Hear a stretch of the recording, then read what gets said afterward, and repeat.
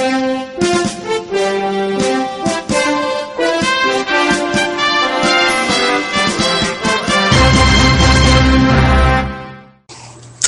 waiting for 8976 here with the truth. And this one is about how gays get treated. I've been doing videos for over 4 months now, and in my time, I think probably the most commonly used childish phrase I've seen to knock other people, or try to knock them down, has been, "you're gay," or "you're an FAG," or this or that. Every little gay slur, homophobic slur you can think of. Again, if you look up gay in the dictionary, it's actually happy. You know, it's also, yes, homosexual lifestyle, but also very happy. So, why don't you just turn around and say, yes, I'm happy. I think what causes this, I'm going to get to some statistics here, get to my truth-telling, but first it's a little bit of what makes us like this. A lot of people say it's religion. Well, you know, there's no denial that that is one of the things that plays a part in it. Sadly, instead of using religion to help people come together, or some preachers, for the sake of money and everything, like to use it to divide people. And the gay people are always an easy scapegoat. I think with other people it's just fear of our society not going on, that if everybody was to turn gay, you know, the whole human population would cease to exist, which is basically half stupid, because look, there's not going to be all gay people, and there's not going to be all heterosexual people. When are you going to figure that out? I think another thing is just taught to people, this fear and hatred that if you're different, something of the unknown, something different, and people use things like religion, or even science sometimes. Like, it goes against science. Conservative scientists will get in there and say it goes against science, and I'm like, no, you know, any real scientist will tell you it's nature. Okay? Human instinct, whatever makes us love the way we do, I think it's just a primal instinct, and it's been in a certain amount of people, and it always will be. But when you see it on YouTube and Facebook and all these other social media sites, it really gets sad, because you're just sitting there like, you know, if I was gay and I was watching this, I would be either A, really, really angry, or B, really, really sad, because I'm like, you know, whenever people want to knock me down, or try to knock my brother down, it's always gay slurs, like we're gay. Like that, it's bad. You know, especially guys are the worst. Women do it, but guys are the worst at doing it. I mean, you know, I'm going to give you some examples of hate. Okay, listen to this. From Mother Jones about Reverend Phelps, about Matthew Shepard, that little FAG. Baptist 666 FAGS. Matt in hell. Think about that. Matt in hell. Matthew Shepard. No, Mr. Phelps, that's where you're going. 12 members of his little group went to Chicago to protest gay marriage, trying to get past there. I know the bill lost, but still. 1,500 counter-protesters, so that made me very happy. Now listen to this, folks. This is some of the things that goes on that really just kind of makes your heart sink into the pit of your stomach. From Wiz TV, lawmakers to fight for hate crime bill after gay teen was beaten by mob. You know, get that, folks. That it's still, in a lot of states, not a crime. It's not a hate crime if you physically assault or even try to kill a homosexual. It's not. It's not a hate crime. Rock Hill, South Carolina, 2 weeks after a gay teen was brutally beaten by a group of men, several lawmakers are working again to pass a hate crime bill in South Carolina. Joshua S.Q. was beaten on Saturday, April 9th, by a group of at least 8 men at the Spot Convention Store on South Cherry Road. S.Q. believes the attack was caught on tape, happened because he is openly gay. If convicted, the suspects could be sentenced up to 25 years in prison. That's kind, if you ask me. Get this. Words were exchanged. I'm skipping a part because I want you to read what happened. And when he turned around, someone hit him in the head with a 40-ounce malt liquor bottle. He was then beaten by at least 8 men for nearly 15 seconds. Now you think about that. Where did that come from? That evil rage in these fools to attack a young man who was not bothering them. It was like Matthew Shepard, you know. I mean, they killed this young man just for being who he was. Now, I know some people are going to be like, well, what if they were hitting on him? You don't kill somebody if they're hitting on you. The proper answer would be, well, I'm not gay, but thank you very much. Try that.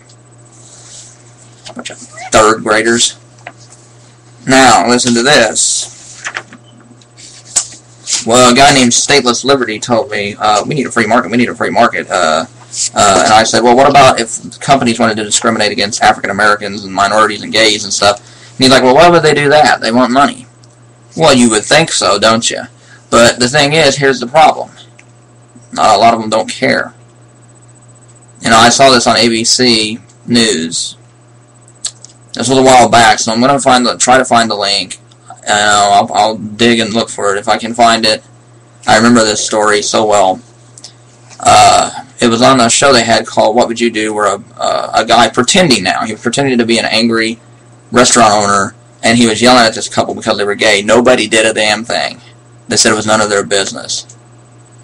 Well, guess what? According to a study done,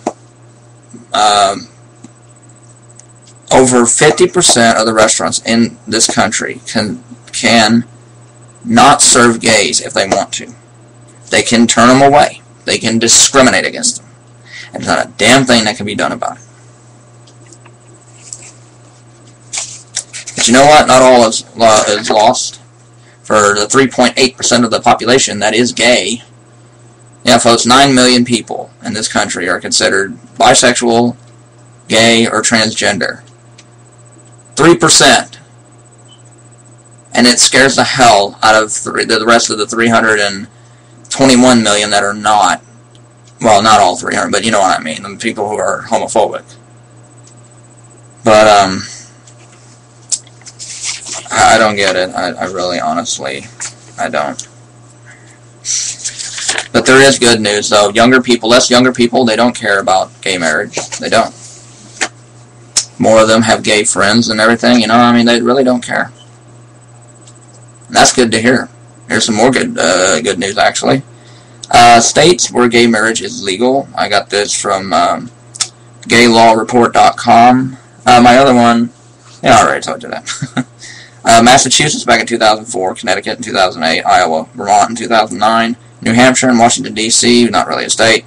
New York just passed it. Well, Washington and New Hampshire and Washington were 2010, but this year, New York passed their same-sex marriage bill. Congratulations, New York. That's 1, 2, 3, 4, 5, 6 down, 44 to go. Oh, well, it's progress. Bit by bit, I'll take it. On this 4th of July, ladies and gentlemen, we're not living up to our standards as the land of the free and the home of the brave, with liberty and justice for all. We are not living up to that. We need to start to. With gay marriage support. Now, this is among everybody, but younger people, I think the number last time I checked was over 56%, but that was back in 2009. I haven't checked in a while, so if anybody wants to tell me on my page, tell me in the video, anywhere you want to tell me, you can update me if it's changed, okay? Okay, now, should gay and lesbians be allowed to marry? 43% say yes, 47% say no, 10% are unsure. Gays in the military, for those who do not disclose their orientation, be allowed to serve. 83% support it, 14% not sure, or 3% not sure, and 14% do not support it. Should those who openly disclose, 17% yes, 21% no, 2% unsure.